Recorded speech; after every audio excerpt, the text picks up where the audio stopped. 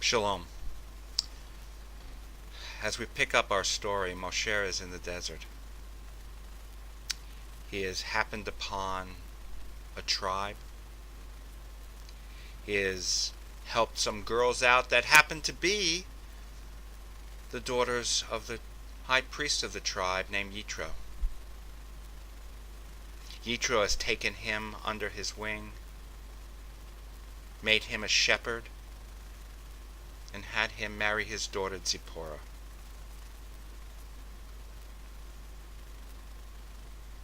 A new life for Moshe. Far from Mitzrayim.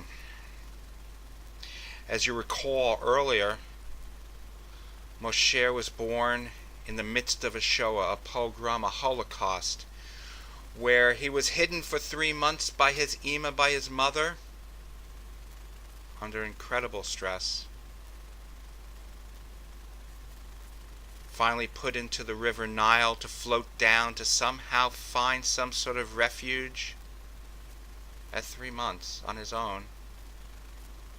Rescued, quote unquote, by Pharaoh's daughter, raised in Pharaoh's palace as a known Hebrew within the royal family. Developed a debilitating speech impediment, and as a young man killed an Egyptian overseer and had to flee Mitzrayim, had to flee Egypt. Crossed the desert, found himself at the well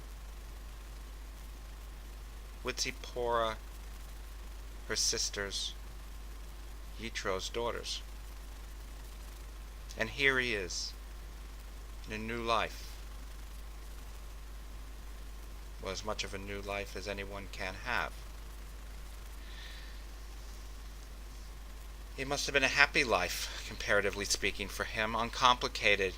He tended the sheep, started a family, was happy, I imagine, as a shepherd. There's very little written about this. Very little meaning none. So we can speculate. So here he finds himself in the middle of nowhere, free at last. Free at last, except for those lingering echoes of screams of his kinfolk, still as slaves, becoming fainter and fainter to him in the waking hours. But at night, in slumber, in sleep, when he does not have control over his thoughts, you wonder what type of nightmares he has. A hunted and haunted man. What a strange person he must have seemed to Zipporah, daughter of a high priest.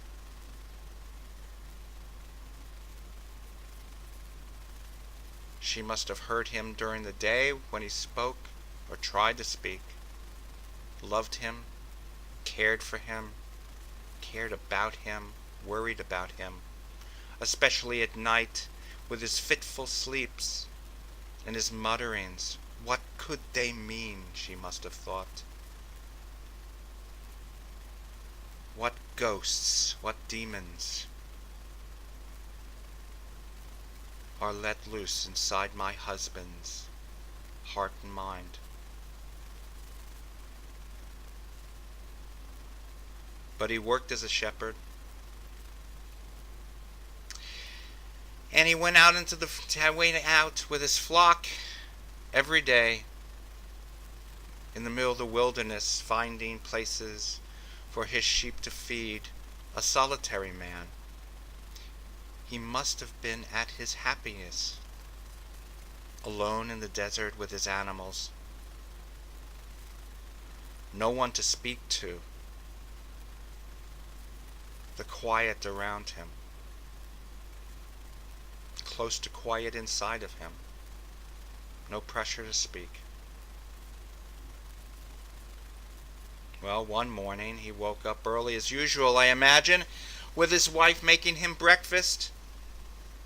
the family man, off to his job, and he set out with his sheep, his flock, into the desert. Well, as sheep do, one of them left the flock, and Moshe followed him. Followed him up a hill, a matter of fact. And on top of this hill, Moshe beheld a sight. He saw a burning bush. Now you might say, a burning bush in the middle of the desert? What a strange sight. Not very strange. You see, in this part of the world, there are lots of lightning storms, and burning bushes being what they are, and the desert being quite dry, and this being at the top of a hill, it would not be surprising to see a burning bush. In fact, quite common. But you see, Moshe, in addition to being slow of tongue, was remarkable in his ability to notice.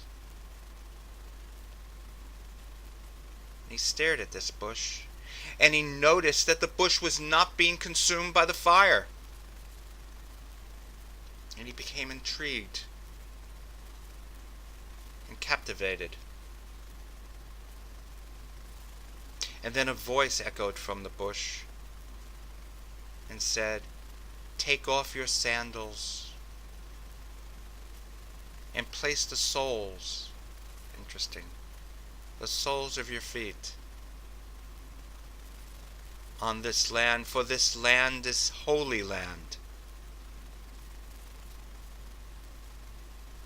And Moshe did this, as I suppose anyone would. And the voice said, "I am the God of the Hebrews. I am your God. And I have noticed their suffering. I have noticed their cries. I've heard their cries.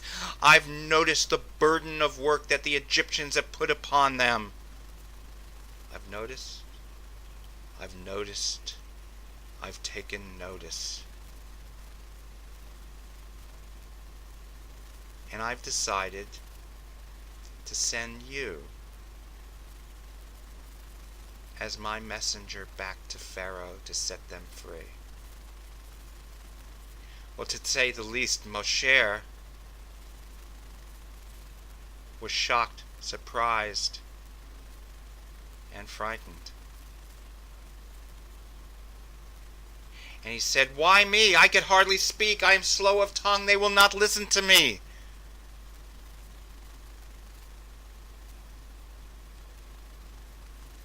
And the voice echoed, "I will be with you.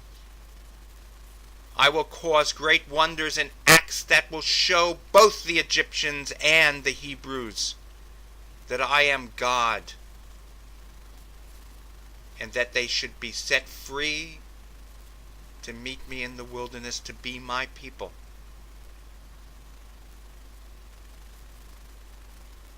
The thoughts that must have been going through Moshe's head. That place again. Again, that place. And he said, "What shall I tell them? Who shall I tell them has sent me? What name shall I give this God of the Hebrews?" And the voice from the bush echoed, "Tell them I will be who I will be." And the voice sounded inside of Moshe's head. It sounded as if it was his voice, and he could not tell whether the voice originated from the bush, originated from the surrounding hills, originated from inside his own heart. But the voice could not be denied. He would have to return.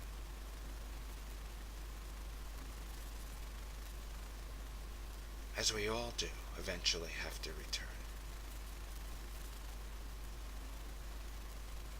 And he turned and set off back down the hill to tell Zipporah.